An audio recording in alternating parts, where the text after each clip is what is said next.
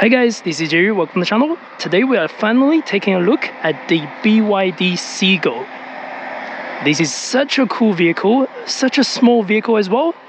This has taken over the Chinese small hatchback market over the last year or so. It's been so popular, I've seen it everywhere in China, wherever I go. Today we are looking at the exterior interior and I'll let you know my thoughts on this vehicle, plus the point of view test drive on this vehicle as well. From exterior, it's a very small hatchback for sure. In China, they are calling this as A0 to A1 sort of segment for the hatchback. It's under 3.8 meters long and just over 1.7 meters wide. In comparison, the size of this vehicle is just a little bit smaller than the standard Suzuki Swift.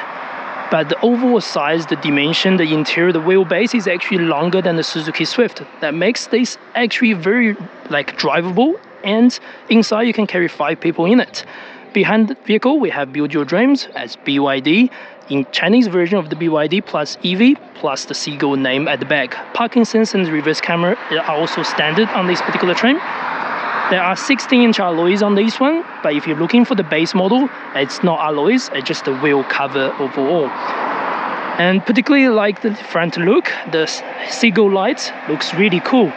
And of course there's no grille, it's just the air intake underneath. Let's go to the rear seats just to see how spacious this is. So in the front, that's my sitting position. I'm about 178 centimeters tall. I've got tons of legroom, I've got tons of headroom, I've got tons of knee room.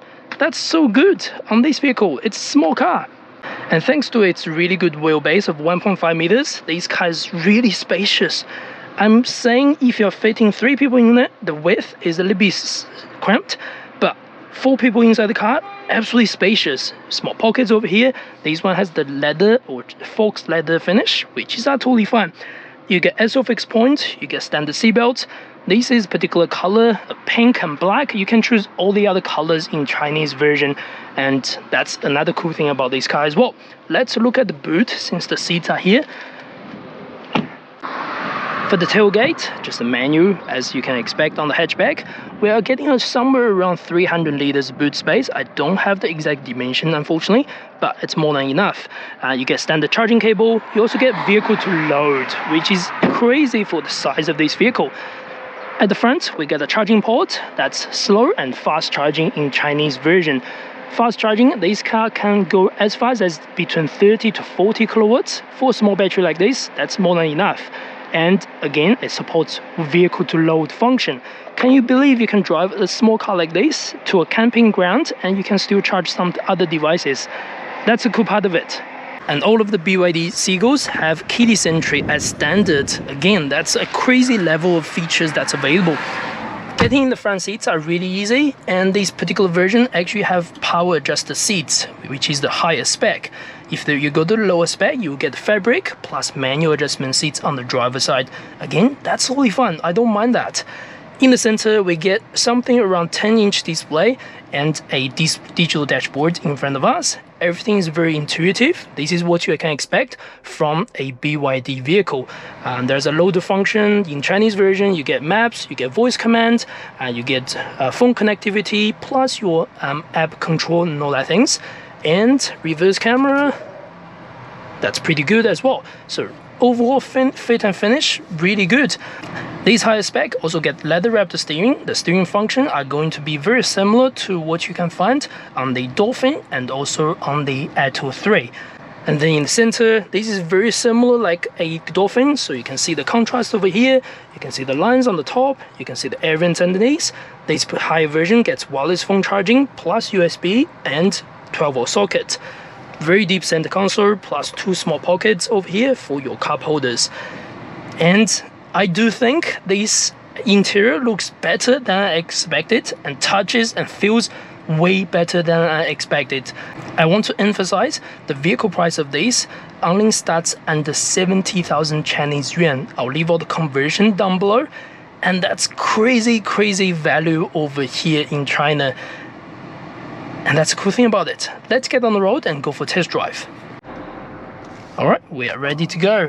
So the gear selector is very similar to the Dolphin, as you can expect. Just go up and down or touch on the side for the parking. Right from the get and go, It's very smooth, as you can expect from an EV. In terms of power, this vehicle gets two different battery size. One is 30.08 kilowatt-hour battery. One is 38.88 kilowatt-hour battery.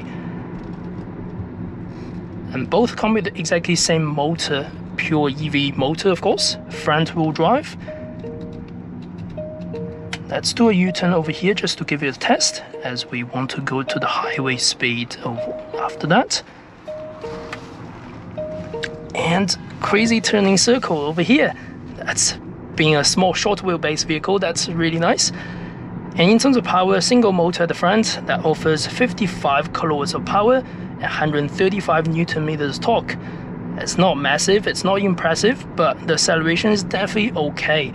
I'll do a quick acceleration over here. Let's slow it down just around here.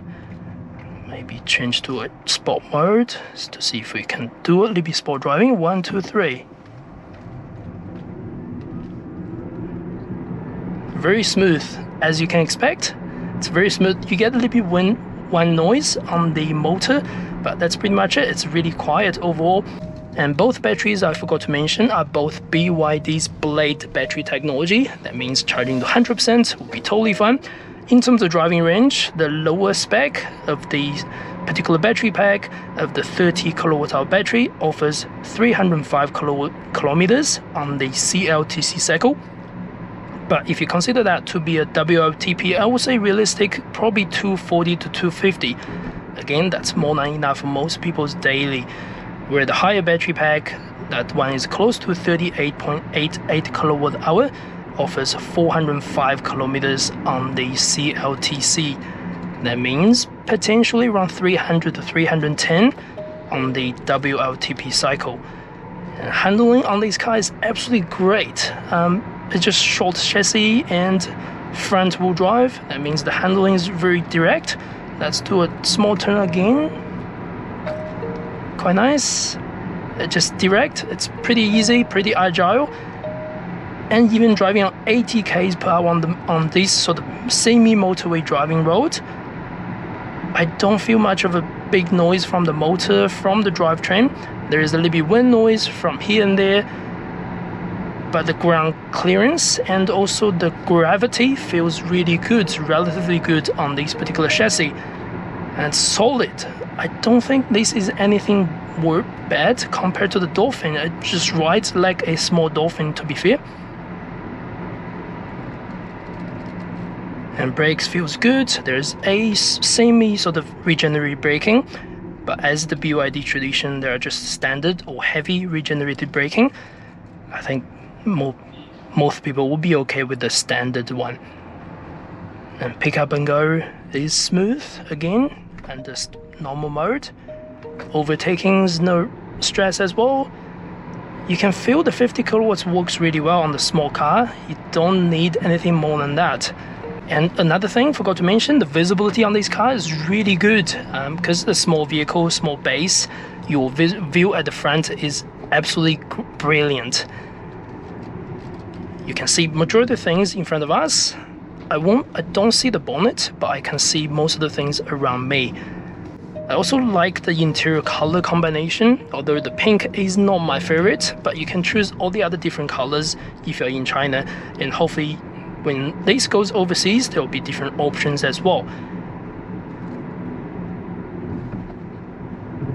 So overall, the ride quality is really smooth. It's really quiet at the same time. And that's it. That's the driving part of this video. I hope you enjoyed the contents. If you do not forget to subscribe and like. That would be really helpful for the channel. And I hope this car will eventually come to New Zealand as well. That would be really, really handy for us.